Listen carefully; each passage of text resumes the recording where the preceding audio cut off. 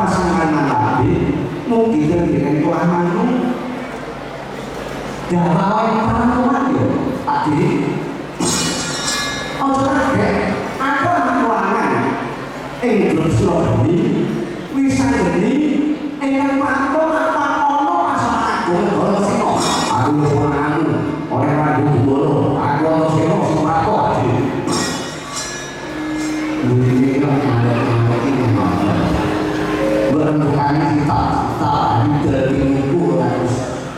udah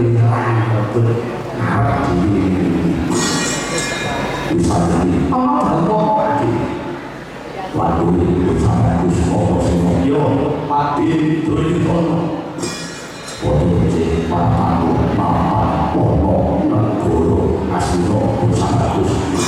harus berapa sih mati itu suanku kalau sing lagi mau terus aja kale saka saking sambe kok mati mangge karajan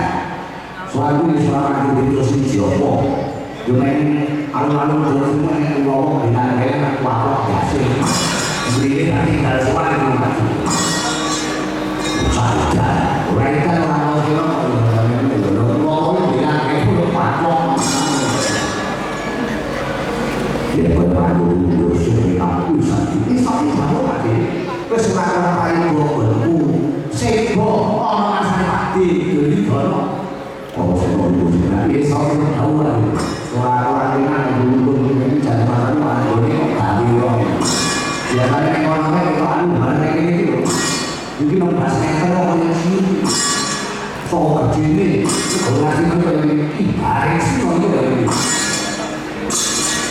Bokati sausnya satu mani asuh ulang napas Usari Manotono Sopo Sinapadu Ono kaki opo Jadi silopato Mapa ono guru asino Kakang Kosino Iya Aku mau Kakang Kosino Sinapadu Sebarang Aku suara pati ini Kalau usuwe Di kakang Kosino Di kakang Kosino dulu lagi Wih balik suara mati Baca-baca mati Ngomong-ngomong Kalau yang itu Sebagai aku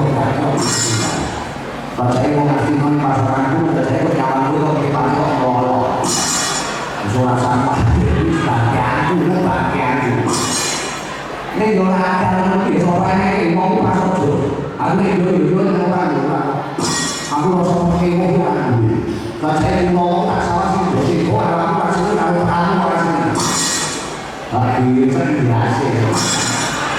ini kita satu tangan ya itu orang ngomong yang aku semua tadi yo kalau kayak madu kami bisa ini lagi satu bulan satu dalam aku sendiri kalau aku info kalau diarani nungkak ngomong aja lalu mau cuma ngomong para di jodoh orang-orang itu ngaji mana dengan ngomong tadi aku berkasih ngomong ini ya tadi nah kalau kasih lagi ya ini tak tamat-tamati soyo suwe ono bapak perintah di jodoh